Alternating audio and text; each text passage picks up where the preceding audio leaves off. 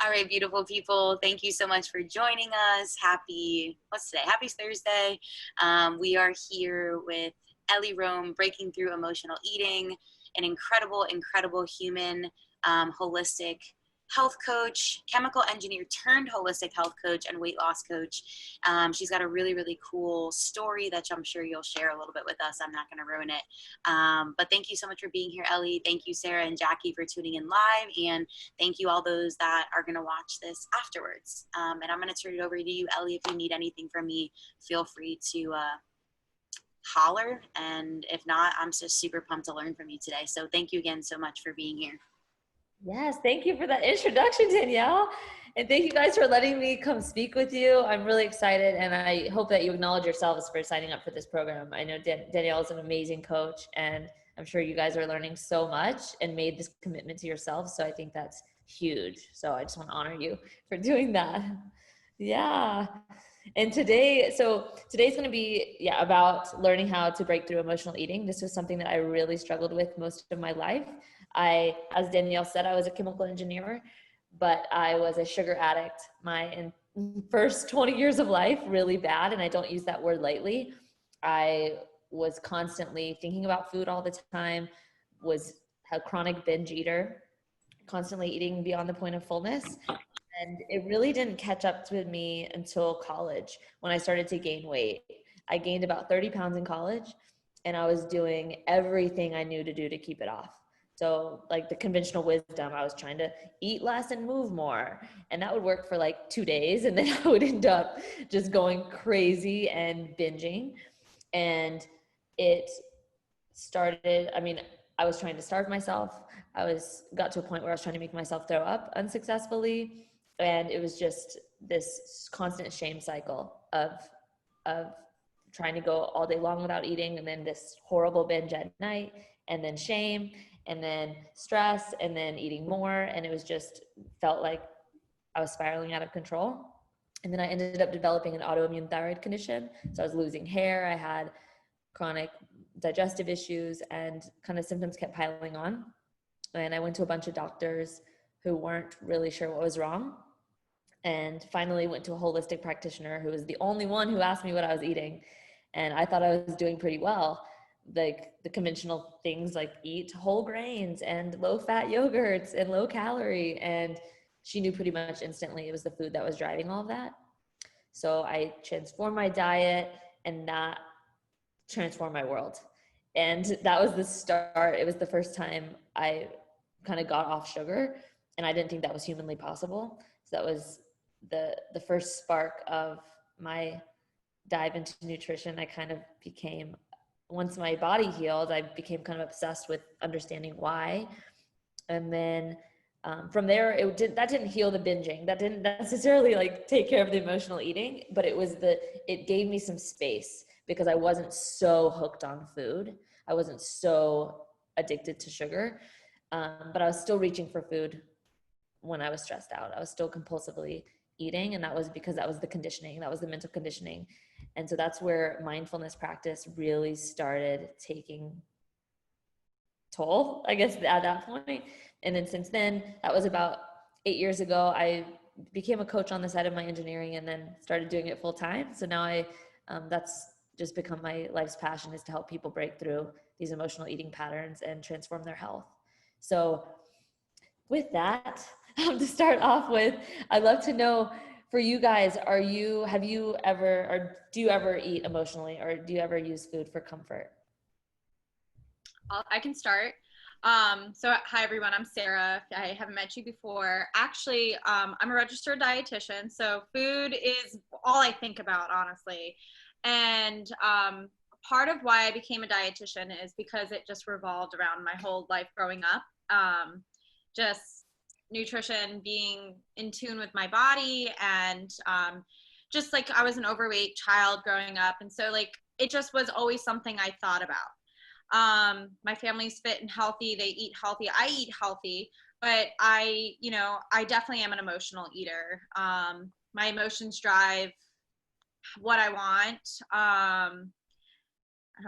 It's very like emotional just thinking about it, but I think part of why I became a dietitian is because I'm I'm so interested in learning about it more.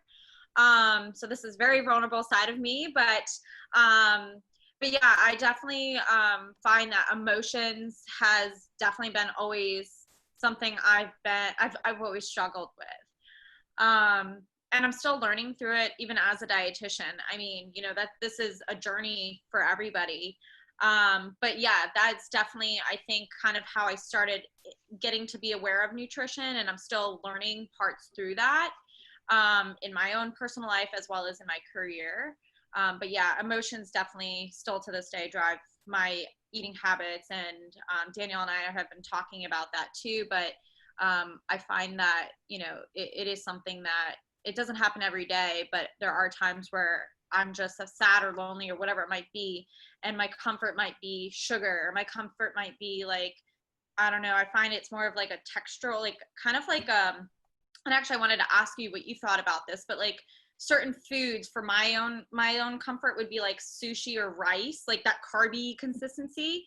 And that's what I've noticed. Or like sugar, or some like a cookie or a cake. Like I don't care about ice cream, but like it's that texture. So I was curious about like what you had thought about, like, because it's kind of like an aversion in that sense of that texture. And that's kind of what I gravitate towards as like my food that I emotionally feel that I want to have. So it's that comfort style food, but that's what I've noticed. But yeah, I mean, emotions definitely drive my eating habits, and I'm trying to work through that with habit changing with Danielle and I, just recreating those mindful thoughts in my head that don't allow those emotions to override the entire day. That was great, but one emotion just sets me off. So yeah, so that 100%, 100%, and I gave you everything on there. Table's flat there. So yes, but yes, that I'll take it. I'll let Jackie take it over next, but that's my yes, 100%. Sarah, thank you so much.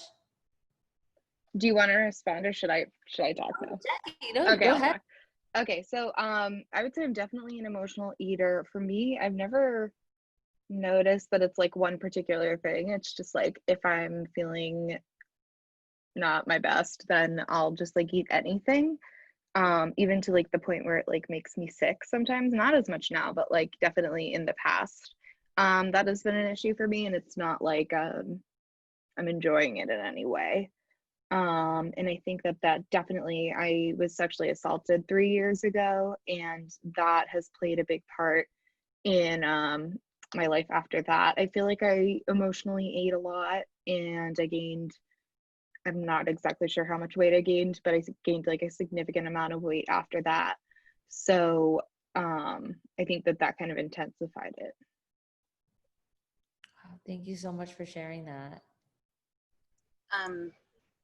Yeah, and just to also just say, like, I definitely emotionally eat as well, and it's not something that I think I ever really knew to admit to, because I've always been little, and so it didn't affect me in terms of like gaining weight, but I would eat to the point where I was sick if I was upset about something, if a boy broke up with me. When I was in high school, I went through like a really shitty high school where like rumors were always flying around. And there was one year in particular, I had a really stupid, immature boyfriend that then broke up with me and like spread all these rumors about me. And all I would do was eat to I would get really high, and then I would just eat to the point where like I'd fall asleep because I was so full.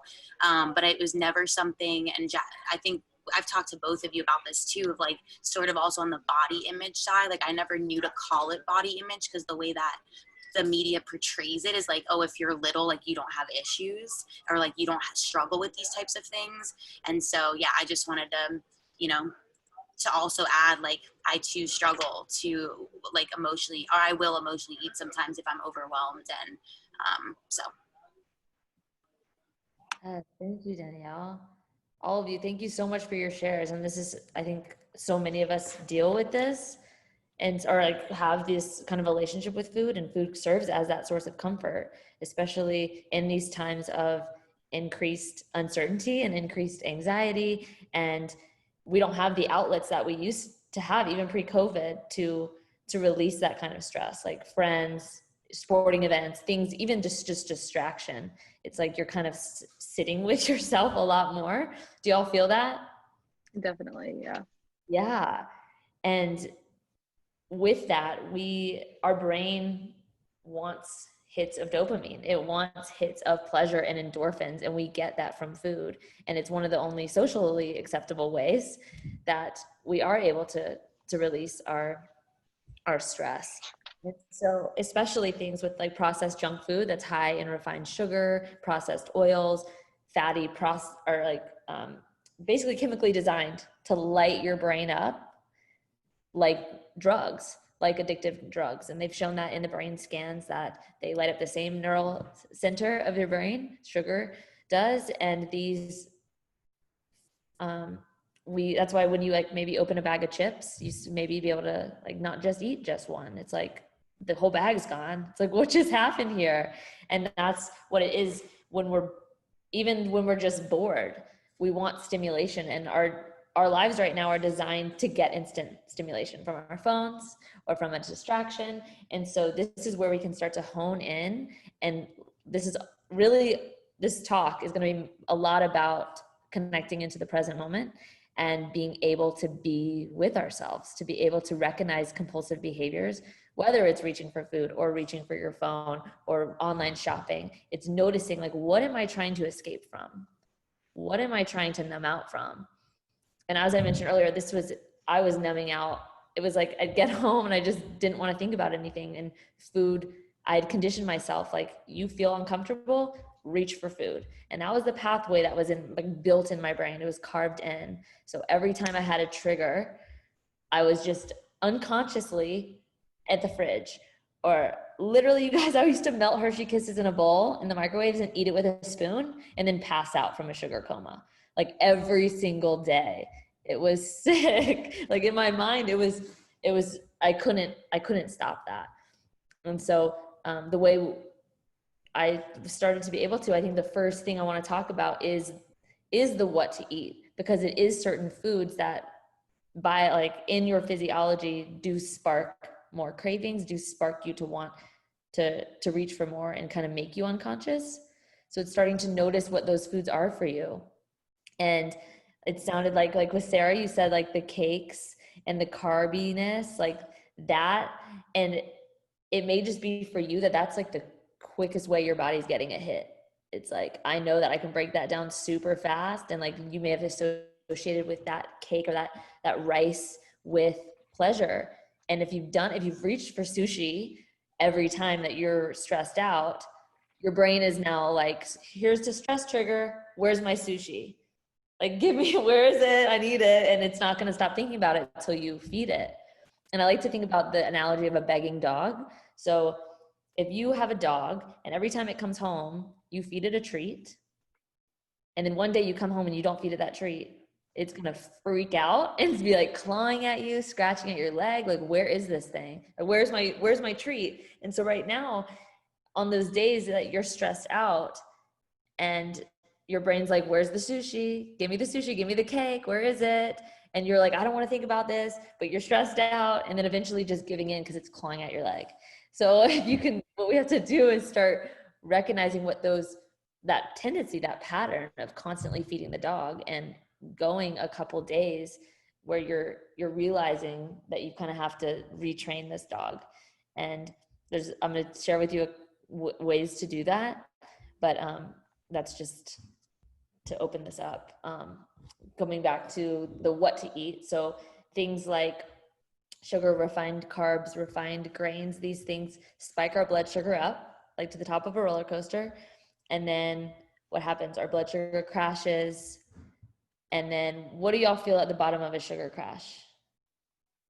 If you've ever experienced one.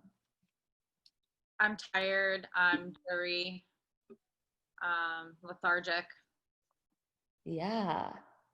And what do you crave more of, like what do you crave at the bottom of a crash? More sugar. Yeah.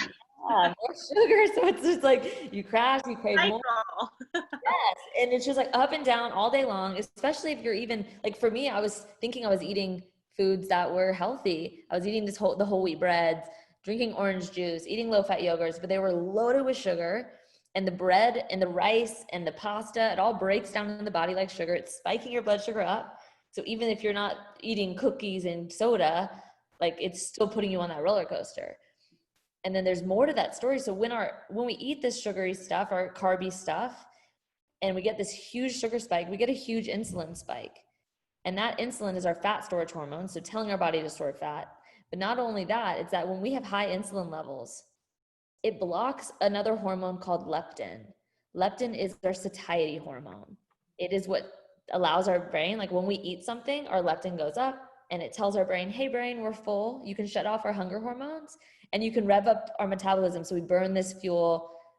And that's why in between meals, you should be able to go like 4 to 6 hours without eating.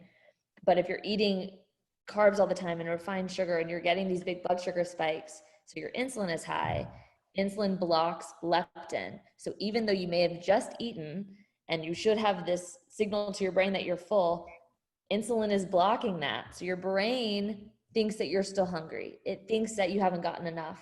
And so have y'all ever had the experience of eating like sushi or a bunch of Chinese food or something, and you may be physically full, but mentally you could just keep eating. You're like in the pantry an hour later. Yeah. Yes, that is what is happening. It's that it's a really good sign that insulin is high and that you're not receiving those satiation signals.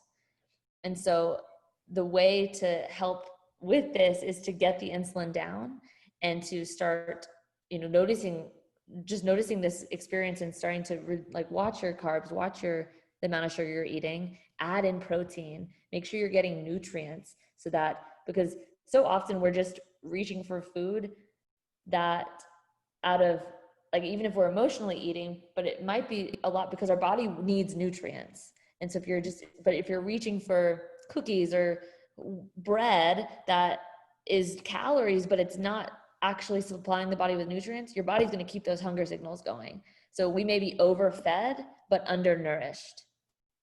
So it's really important to make sure that you're getting enough healthy fat that's going to help keep you satiated, and it keeps insulin low. That's why for a lot of people, like the keto fad has come out. It's working for a lot of people just because it's like, especially with people with type 2 diabetes, it's keeping the insulin low.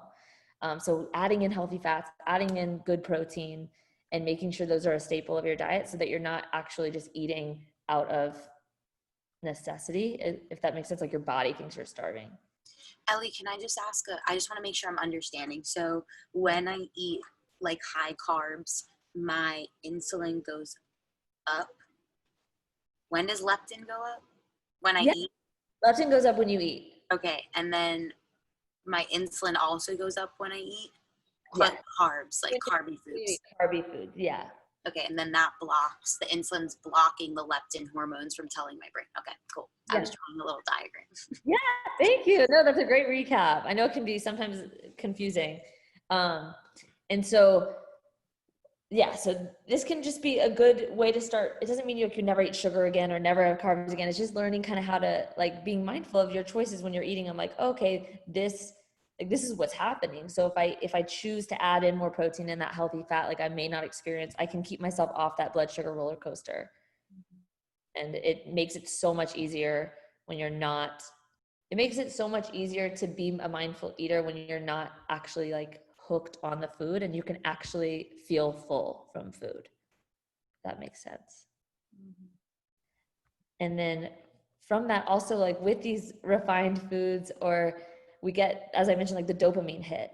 And with things like steak, like when you eat a steak, every bite you eat, you get less of a dopamine response. Eventually you get to a point where you just like don't want any more because you're full.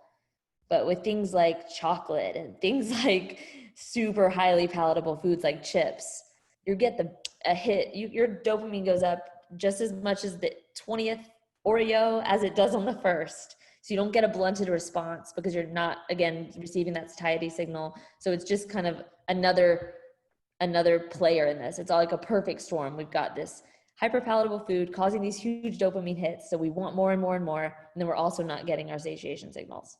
So that's just another piece. Okay. So that's like the what to eat. Then I want to move into more of the mindful eating around like actually breaking the patterning. So honestly, one of the most powerful questions that has been transformative is asking, am I actually hungry? Every time I reach for food. And this was a game changer because it just woke me up to the amount of times that I was impulsively reaching for food out of mostly stress, but it was like little things, starting to notice your triggers. So for me, a lot of it was when I was working as an engineer, I would get like a stressful email and I'd instantly want to go to the fridge, or I'd finish a task. And like right after I finished the task, it was like my brain wanted something else stimulating. So it was like, where's food? And it's crazy how much it's just that impulse is. And to start waking up to your own triggers. And it's not about judging yourself for reaching for things. It's really just about getting curious and get off autopilot and start really paying attention. Like, why am I reaching for this? Oh, isn't it interesting that like I'm cold and I want to be warm and I'm reaching for food? Like that's literally been one of my triggers, is just being cold. And you start waking up to all these things, and it's so empowering. And then once you start, like the first step is the awareness piece. So like, why am I reaching for this? Every time asking yourself, am I actually hungry? And then finding non-edible forms of nourishment. So asking yourself in those moments, okay, what am I feeling right now? Am I stressed? Am I anxious? Like, what do I feel in the body? What am I needing? And so often if it's stress, a lot of times it's needing comfort, wanting some downtime. I just need to breathe. I need to relax, and whatever it is that you're needing in that moment, but identifying that thing and even saying it out loud can be really helpful. Just like right when you notice your trigger to reach for food, it's an opportunity of your body calling for something. So almost seeing it as a gift, a blessing, is a body signal. Just like cravings and impulsive eating are just signals from the body that, hey, I need something right now. Please tune into me. Like I'm calling for you. Does that make sense? I love that you're sharing this because, first of all, both of them have read Atomic Habits. So I love that she said triggers, right? Because the habit loop, the trigger, the response, and the reward, like we don't always talk about specifically food, but we are talking about other forms of building better habits. So I love that you said that. And then I think on both of our calls, Jackie, I think I said this to you today, and Sarah, we talked about this on Tuesdays, like, what do I need right now? What does my body want right now? What do I need right now? And I love, like, I never thought to ask myself that question when it comes to food, of like, yeah, like, why am I getting up again? You know, what is it that I need? And like, this is a big one for me with weed. And like, they both know that and you know that I smoke weed. So like, they all know, but this is a big one for me of like, I find myself like, obviously I know that there's munchies, and like something that I've been like experimenting with is what exactly, it's not just that like I'm always hungry, but I can get bored. So like when I keep getting up when I'm high, it's like, what am I actually trying to fill? And a lot of times it's that boredom, because my mind is like running when I'm high and like I want to do things. And so when it's late at night, I think like doing something is eating, when it could be like, maybe I draw, maybe I like do a crossword puzzle, like something else. And I just like did think about it that way. So yeah. Thank you. Yes. And this is exactly it. Like, so identifying the trigger. So for you, if it's munchies after smoking, and then identifying that non-edible form of nourishment, which would be for you, like the drawing or some sort of outlet. For me in the beginning, what I'd do is I started reaching for club soda. So it was sparkling water, Topo Chico. And then it was creating a new neural pathway. So every time I had that stress trigger, it wasn't, instead of the old pathway being reaching for food, the new pathway was reach for club soda. And after doing that like 20 times, my brain started, I'd have a stress trigger and I'd literally start craving LaCroix or Topo Chico. I was like, where's my cold club soda? And it was still a compulsion. Like I was still like I was using something external, but it was a first step in creating space for myself to not be using food. And it was game changing. So just that simple switch. And it was also not telling myself like, you can't eat. It was like, okay, we'll get food, but like, let's first do this. Like being gentle with yourself. Like, let's just try this first. And so often it's just that space to come down. Because a lot of times we just get like amped. There's like an energy when you're stressed or when you're looking for something or wanting to numb out. So if you can just like use the water or tea, or put on a song, and just give yourself space. And a lot of times cravings last like 2 to 5 minutes. So if you can know that and just say like, what if I could just get through 2 to 5, like 5 minutes or 2 minutes, just like, let's see if this will pass, and trusting that it will. And then other things for non-edible forms of nourishment are, or I guess, do you guys have any ideas for yourselves of what do you currently use anything? I'd say maybe like, going for a walk or cleaning for me, like sometimes cleaning. I see Danielle. Yeah. So I would say walk or cleaning would be the two off the top of my head right now. Yeah. And Jackie, what about you? I think journaling is something that's good for me. I actually like broke up for a second, so I don't know what you said, Sarah. But I think coloring also. I really like coloring. Yes, I love this. And so I think one huge thing for you guys is to have, and they talk about this in Atomic Habits. I love that you read that, about making that so accessible to you. So that the coloring book isn't like in the closet because you're about to, like, the food's right there, but the coloring book is far away. Then like we're definitely gonna choose the food. So it's just like having it readily available, and then creating that if-then plan. So that's one thing. You can start identifying like specific times when you reach for food after you start noticing these triggers. Like I know for a lot of people I work with is Netflix at night. It's like after dinner and they're watching TV and they just have that already conditioned to eat while they watch TV. And so it's like you sit on the couch and instantly you're salivating for food. So it's like, okay, we got to change this. So creating like, okay, I'm going to drink a hot cup of herbal tea, or again, the club soda, or I'm going to bring my coloring book with me. I'm going to color instead. Honestly, I've got these, I've made these electrolyte popsicles. They're just water and lime and salt. But I saw that video. It looks so good. Yes, they're so easy and they're so good. And that's something amazing to reach for at night, because it's a popsicle, so it lasts a long time and it gives you something to do. So it's great for the couch. And it's just exploring and experimenting, finding things that work for you. And they talk about this in the Atomic Habits too. It's like the casting the votes. So like, am I casting votes for future me or old me? They know that this is my favorite, that every action you take is a vote for the person you wish to be gone. That's my favorite quote in the entire world. I think Jackie has that. Like, she hears that in her sleep, because I've worked with Jackie since November, and like I've said that so many times. So yeah, it's just really cool to see, like, when I bring in somebody like you to talk about something like this, which is, we talk about it more so. Kendall talks about it because we have a registered dietitian that works with the girls in the program, but to hear how these concepts from the book, like, this is habit training, this is mindset training, and it's really, really cool. And by the way, ladies, I will share Ellie's Instagram so you can see all the cool stuff she posts, and you can see the popsicle she posted, because I was like, oh my God, it's so smart, it's so easy. Yeah, definitely. That sounds awesome. I love popsicles too. Yes, and there's so much you can do with them. Like you can put some fruit in them, or like, yeah, they're so easy. Yeah, I'm gonna do that this weekend. Yes, so it's something great to reach for, and so yeah, asking yourself so at night, like asking, what would the best version of me choose at night or whenever you're finding that trigger.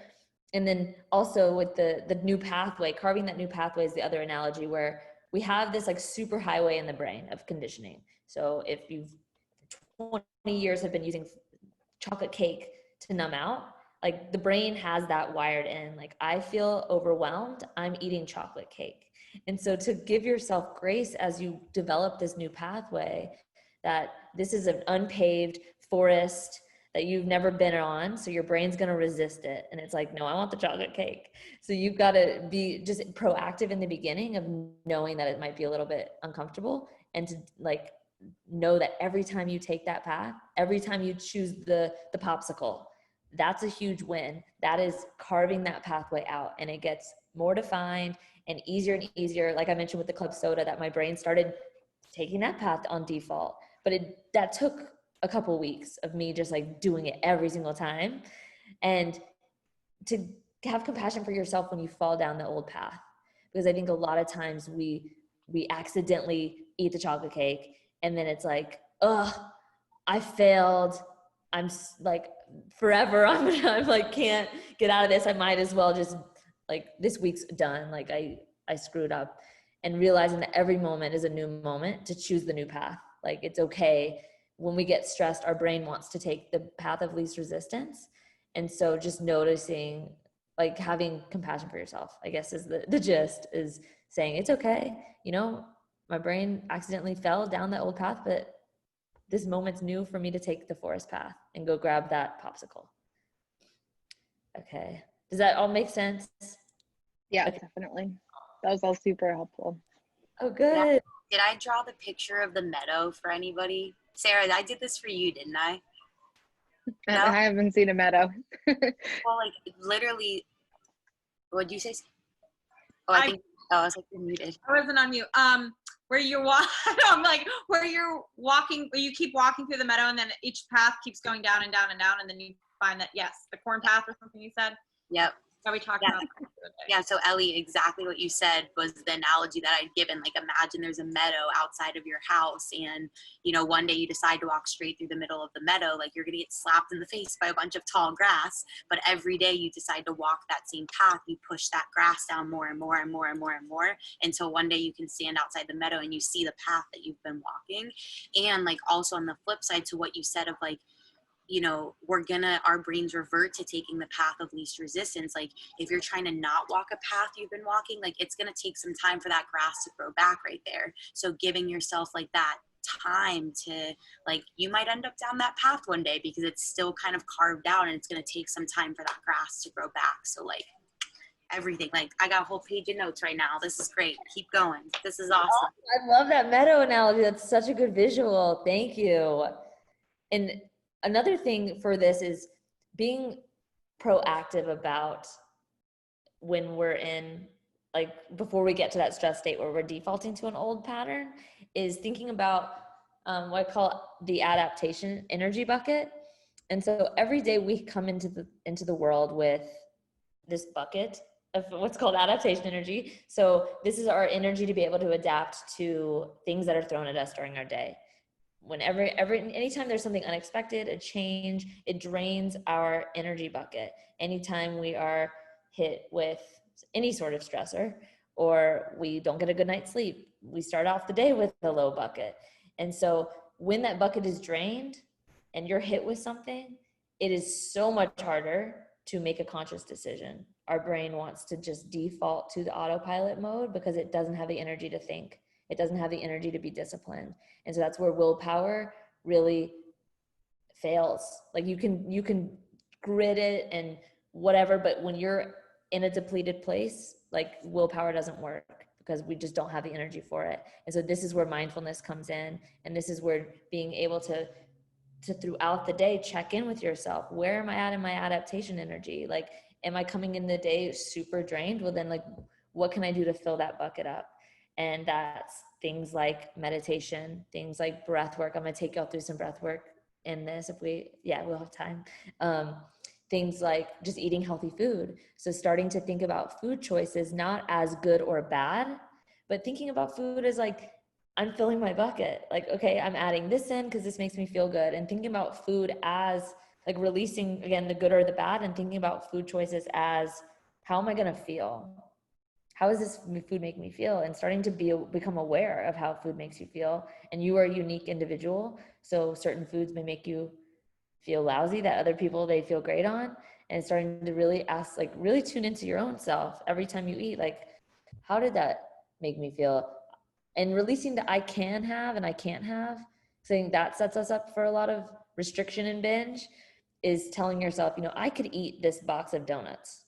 Like, how am I going to feel after that box of donuts? Crappy, like, lousy. And so giving yourself choice, like, okay, awesome, I could choose that. Like, I'd rather choose to feel light and energized and good about my day and feel good when I wake up. So it's starting to bring consciousness into all choices of your life. Is this giving me energy? Is this taking away? And then throughout your day, checking in, like, where am I at in my adaptation energy bucket? Am I trying to just go all day long? and not take any breaks. And then I get home and I'm numb and I'm trying to numb out with food. Has that ever been the case for you guys? Oh, yes. Yeah. And so when throughout the day, if you could bring in this, the next tool is bringing in little pockets of presence during your day, so that you don't get to the end of the day and need a break. Like, you don't get to the end of the day just completely wiped out with no mental energy.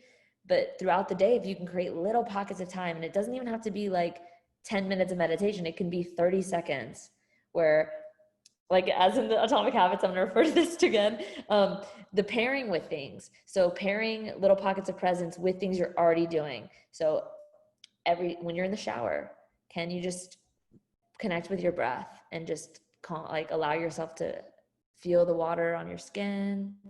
Just like repeat to yourself, like, this is going to be a great day. Like, I feel good in my body. I'm making good choices. Letting that time be affirmation time. Or when you're in the car, right? Like, every time you're right about to get out of the car, maybe put your hand on your heart, hand on your belly, and just take 3 deep breaths. Like, that takes 10 seconds, but it can be so transformative. And then I think in the afternoons, if y'all can like prioritize any sort of time around like 3, the time when energy slumps usually hit, those usually hit because we have been burning the candle at both ends for the whole morning. And then we expect ourselves to just be able to keep running. But it's like your phone needs to charge during the day. And so can you gift yourself 5-10 minutes to just sit? And even, I mean, meditation, if that is enjoyable for you, or just sit or lay down or just breathe, just give yourself a break. And it is magical how your night transforms when you do that. Or if you can create some sort of space boundary between, if you're working during the day and if one of your patterns is to eat a lot after work, to create some sort of ritual that you're not going home starving, so eating something with protein before, but B is giving yourself some sort of downtime before you go to the fridge. So how do y'all feel about pockets of presence during your day? Do you feel like there's anything that you think of that you could implement or try out? Yeah, I definitely think so. I think I was even noticing that today around 3. I mean, I always feel that around 3 o'clock, and then I'm like, I'll just have a coffee, which is maybe could be considered mindful if I like made it into more of like I'm treating myself to this coffee at 3 p.m. and like sitting down with it. But right now it's definitely more of like let's just chug this so I can keep going and like push through this day even though I'm really tired. So yeah, I think like if I stopped and meditated or just like sat down for 5 minutes and just like, didn't look at my phone or just like was present, that would really help me not feel like I'm totally burnt out at the end of the day. Yes, thank you, Jackie. Yeah, the pockets of breathing. I also said, like, I love that you said, like, can you gift yourself an energy? I wrote, like, can you gift yourself an energy boost? I really like that idea of like giving yourself this energy as a gift, and it's something that we have the power to give ourselves whenever we want. We don't need anybody else's permission. We don't need to spend money. We don't really need to spend extra time. And I love that reframe of like, it's a gift. And like, I like to give myself presents all the time. So like, I'm gonna give myself this gift. Ooh, sorry, I'm gonna mute myself. Okay. I like how you said that, Danielle, too. And I think for me is I'm not as mindful and present in the moment, and that's something I'm working on. That is why Danielle and I are doing this course together. But like you said in the morning, like, or whatever it is, just like being aware of breath, which is something I'm doing, and part of my morning intentions is making my bed and doing the breath work in the morning. And I've been doing it 2 days so far, so we're good. I know, but I've been more mindful about thinking about that and trying to come up with affirmations and things that in that time when I'm making the bed. And then like in the hospital, like I'm walking to and from patients' rooms, and sometimes it does take 5 minutes between where I'm going. And there's times where I'm sitting at the elevator waiting and I'm on my phone. So there's a lot of places for me, I'm glued to my phone, not necessarily. I actually don't want to be glued to my phone, but I notice that the times that I have any moment of silence, I'm picking up my phone and I'm looking at text messages, emails, or Instagram or something. And I'm never giving myself that, like you said, gift yourself. And today I thought about, it's a little off topic, but today I thought about, I'm always giving and giving for people. I work in a hospital, I'm X, Y, and Z doing these things. After work, I'm doing all these things. And I never give that time that I'm giving to other people for myself. So that is something I thought about today. And, you know, it makes sense. Like those times where I'm just, let me check and respond back to this email. Well, you know what? Maybe I'm not going to respond back right now. And this is my time for me because I don't give enough time for myself. So that is enlightening to hear. Why don't you do those things in between those mid-morning days? And it just doesn't occur to me in that you know, mindset that I'm in right now that, oh, okay, let me look at my phone. It's just a habit. That's the habit that I'm in right now. Yes. Sarah, thank you. It's so good for you to be able to now, like throughout your day, and notice, you get to notice the trigger of like when you're compulsively reaching for your phone. And that's an awakening. Like that's getting out of the hypnosis of just like getting sucked in, and celebrate those wins. Like that's huge. Like be like, yes, look, I'm doing it. Yes, I'm doing it. The other thing that I think about too is like when I starve myself of that energy, like this week I had kind of it brought me back like when I used to teach a bunch of boot camps all week because I'm in Baltimore and I taught a bunch of boot camps. And I remember I would literally go from like 6 a.m. would be my first boot camp, right to volleyball, right to 4 clients, right to this, then a meeting. Then I'd have like 3 boot camps in the evening and I would never give myself like that gift of presence. And I would go home and I would stuff my face with not great food because I was starving for energy, but I didn't realize like what type of energy I was actually craving.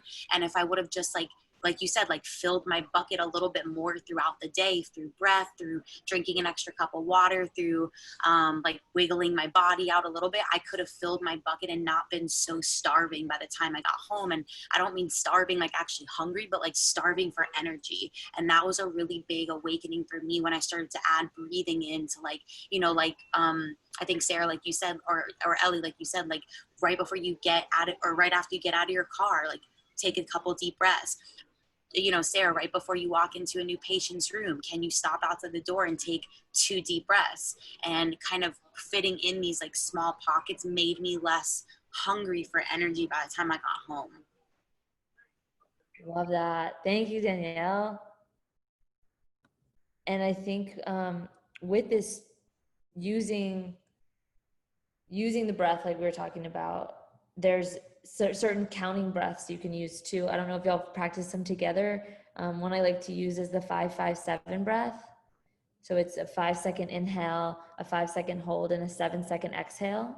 And I'd love to go through it with you guys together because I think it's so powerful just to like, it's almost like a tool in your tool belt. Anytime you're hit with an anxious thought, anytime you're ruminating, anytime you are stressed or overwhelmed, it's just like 5-5-7. I'm gonna do my 5-5-7. And so we can, are y'all okay to do that? Okay, cool. So if you want to sit, I mean, you can do this with your eyes open walking, but we're gonna sit and close our eyes for this. You can roll your shoulders down your back. Close your eyes. And just first starting to tune into the breath.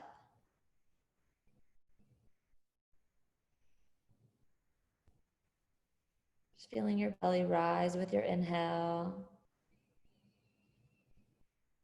Feel it fall with your exhale.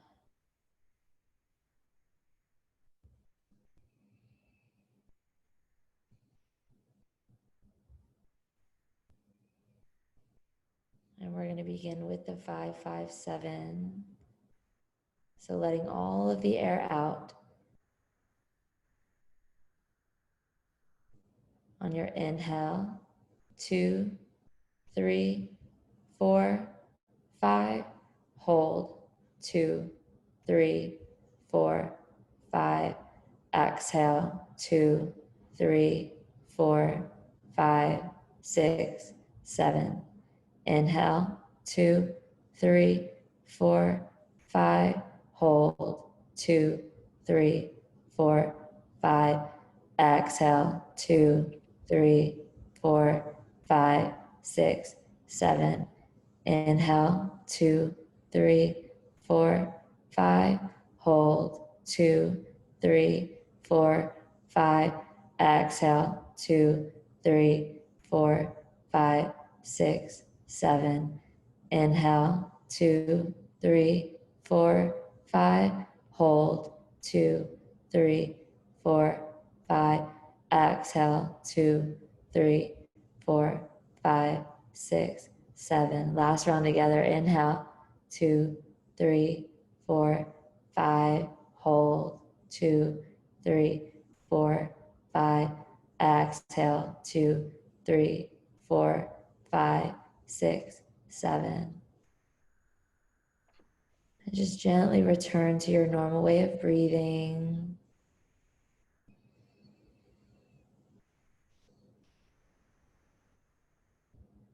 Again, feeling your belly rise with your inhale.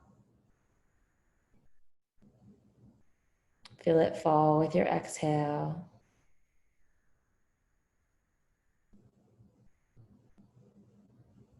And when you're ready, gently flutter the eyes open and reconnect to the world around you.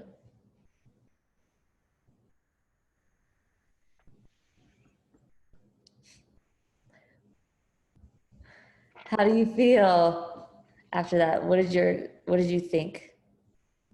That was great. Good. I feel relaxed, actually. Good. Yes. And this People around me were breathing with us. Pretty sure that everybody around me was like, oh, this is really nice.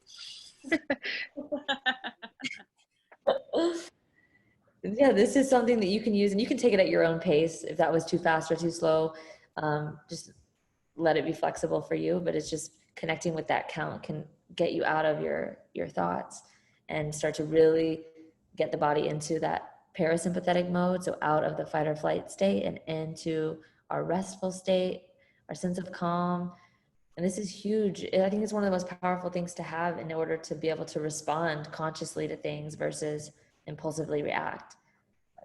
Could I just take even just one round of that breath? Ideally, if you can go like 10 rounds, but if you can 3, just whatever you've got, make it work and just start.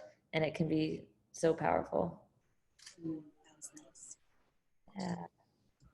And then I think the lastly, I guess we're almost out of time, but the last thing I want to share is in the moments that you do want to indulge, because there's going to be moments when you do. And so it's just about bringing consciousness into it and really slowing down. So if you are going to eat the ice cream or are going to eat the cookies, can you put them on a plate or in a bowl? Can you go sit down? Can you reduce multitasking? So not watching TV and mindlessly eating the ice cream. Like let your whole body in on the experience. Smell it, find gratitude for it, taste every bite. And then one thing I really like to do is called a post-indulgence ritual. So it's giving yourself something to do after. And this isn't even just after like ice cream. This is, for me, it was after just eating, because I was constantly overeating because I wanted the pleasure to keep going, even if it was Brussels sprouts. It was like, I just want that sensation of eating because I'm still getting dopamine from it. And so giving myself something to do right after the food was over to kind of signal to the brain, like, this is done, but giving myself something else to look forward to. So I was using club soda as like my go-to. So Topo Chico was a great one. Things like the same kind of things as the non-edible forms of nourishment: tea, water, coffee, go for a walk, play a song, but just making it a ritual where after you eat, it's like, this is done, but I'm giving my brain something to do. So it's not just like, well, I don't want to go work, so I'm just going to keep eating, So it's just recognizing that. And what was I going to say? I lost my train of thought. But do you feel like that would be helpful? Do any of y'all have that issue of like wanting to overeat? Yeah, because for me, like there's never an end. Like there is no signal. Like, okay, let's tie a bow around this. It's just like empty pit, empty pit, empty pit. Like because I haven't said, okay, we're done. The brain's like, I guess we're not done. Oh my God, yes. Yes. I used to not be able to even eat like dark chocolate, like things that were like quote unquote like healthier options because I just didn't know how to stop. And then it like gave me back power to be like, okay, I can't have just one square. I'm going to slow down and I'm going to eat every bite. And then I'm going to have my club soda. And then I'm going to sit with my club soda and just relax and like giving myself the downtime that I was really seeking. I wasn't really needing the dark chocolate. I just needed the downtime. So yeah, that can be one thing to possibly help. And the last thing I wanted to talk about was, I kind of touched on this, but thinking about food choices on the spectrum. So again, not good or bad, but thinking about how can I up level this? How can I make this 1% better? And that can also be like, am I reaching for the dark chocolate versus the Hershey's chocolate, or reaching for, like if you're traveling, that it doesn't have to be some all or none, like, oh, I can't eat perfectly, so why bother?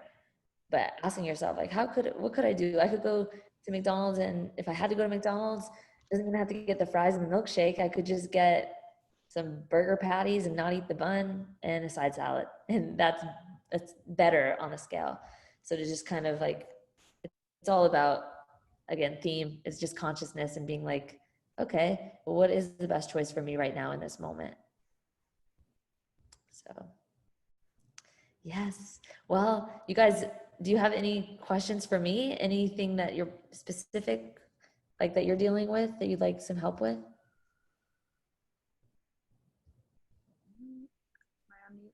I don't know if I have any questions right now, but I think this was a wonderful talk, and I'm so glad you shared all these things. Like, I definitely know that tomorrow I will consciously not use my phone in between patients, using breath work, because I do come home from work and I have something right after work that I don't have the time, or I don't feel like I have the time. And then that leads into more stress and anxiety, which then leads into all these other feelings and things. And, whatever's quick and I can find in the fridge to eat, for example, it is what it is. And that's it, So, I'm trying to prepare which I've always been pretty good at, but like lately, it just with Corona anxiety and all these things, things have been a little different. And so I think, really trying to focus on breath work, which isn't something I've ever really done before, is going to be really helpful for me. So I liked all those things that you talked about. Thank you. You're so welcome. Thank you for that share. And what about you, Jackie? Is there any takeaways or any questions that you have? You guys are breaking up a little bit. So what'd you ask, if I have any questions? Oh yeah. Okay. No, not right now, but like similar to what Sarah was saying, I felt like this was really helpful. And it's definitely going to be on my mind. And I took like 2 pages of notes, so that's always a good thing too. Oh, good. I'm so glad to hear that. Ellie, this was awesome. Thank you so much for your time and energy. I've been thinking about like, how am I going to fill my energy buckets tomorrow so that I don't come home like as starving for energy. And something I say to the girls a lot in the group is like, this isn't a knowledge game. Like, these aren't really things that are like revolutionary, but it's a practice game. And the more that we have the space to practice and have a space where we can like come together and share what we're going through and how we're handling it, like that's how we become better. That's how we own our shit. That's how we break through these patterns, is by like practicing it and continuing to talk about it. So thank you so much for creating the space to practice. This was amazing. Did you hear that in the background? Robots. There's robots everywhere. But yeah, you rock. You guys rock. I'm so excited for you guys to practice these tools. And yeah, I love what you said about it being a practice game. It is. And it's just like, there's no failures in this. Because again, our brain's going to want to go to do the old thing. So it's just like, every time you do the new thing, celebrate yourself. Like, yes, look, I'm doing it. I'm doing it. Can we take a selfie? Is everyone okay if we take a selfie? Sure. You always know it's going to come. I'm going to do it on my phone. I was going to do a screenshot, but I'm just going to do it on my phone. Oh, I think that's one of my gray hairs. Okay.